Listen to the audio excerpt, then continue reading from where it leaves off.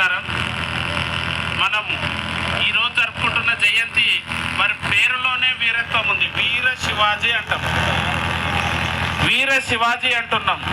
ఎందుకంటే వారి పోరాటం అంత వీరమైనది, అంత వీరోచితమైనది, అంత దేశభక్తియుతమైనది. మనకు నిరంతరం సుమారుగా 400 సంవత్సరాల దగ్గరకు వచ్చినా కూడా మర్చిపోలేని చరిత్ర ఛత్రపతి శివాజీ గారిది. వారి విషయంలో చాలామంది చెప్తారు, అట్లా కొద్దిమంది దేశ నాయకుల విషయాలు చెప్తూ నేను ఛత్రపతి గురించి చెప్తాను. మీరందరూ కూడా భగత్ సింగ్ విప్లవ పోరాటం చూసింటారు. బ్రిటిష్ సామ్రాజ్యాన్ని వాళ్ళ చేతిలో ఉన్న పరిపాలనను కళ్ళు కప్పి పార్లమెంటు మీద పోయి బాంబు దాడి చేసిన మనగాడు ఈ భారతదేశంలో పుట్టిన భగత్ సింగ్.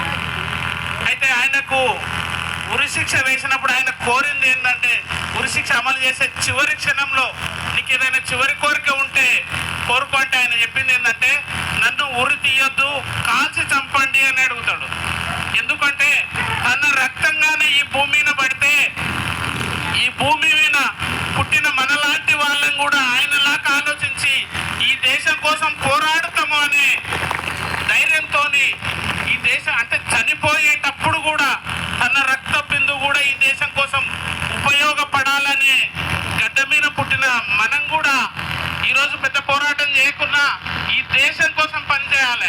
రాజకీయాలు ఏదన్నా ఉండని, కానీ ధర్మం వైపు ఎవడన్నా మనకు హాని కలిగిస్తే అన్ని జెండాలు పక్కన పెట్టి ధర్మం జెండా ఒక్కటే అని అందరం కూడా కలిసికట్టుగా పనిచేయాల్సిన సందర్భం ఈరోజు అవసరం ఉంది. ఇంకొక వ్యక్తిని గుర్తుకు చేసుకోవాలి. మనం అనుకుంటాం స్వాతంత్రం వచ్చినప్పుడు మహాత్మా గాంధీ వారి వల్లనే వచ్చిందని. వారితో పాటుగా బ్రిటిష్ వాడికి లాగులు తడిపించిన వ్యక్తి ఎవరు అంటే నేతాజీ సుభాష్ చంద్రబోస్. ఆయన పేరు చెప్తే వాడికి ఒంటి పడేది బ్రిటిష్ వాళ్ళకు. ఆ రేంజ్లో పోరాటం. ఆయన ఇక్కడ కాదు ఎక్కడో ఉండి ఒక ఫౌజ్ను ఏర్పాటు చేసి, ఒక సైనికులను ఏర్పాటు చేసి, ఆయన గాన భారతదేశంలోకి అడుగు పెడితే మనం పారిపోనిక కూడా బతకలేము అని చెప్పి భయంతో స్వాతంత్రాన్ని మన చేతిలో పెట్టిపోయిండ్రు.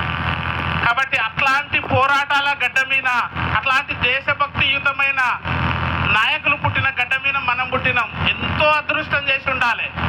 మీరు మొత్తం ప్రపంచాన్ని చూడండి, దేవుడు ప్రత్యక్షంగా పుట్టిన నేల ఏదన్నా ఉందంటే అది భారతదేశం మాత్రమే. చాలా మతాలు ఉన్నాయి, వాళ్ళు దేవదూతలు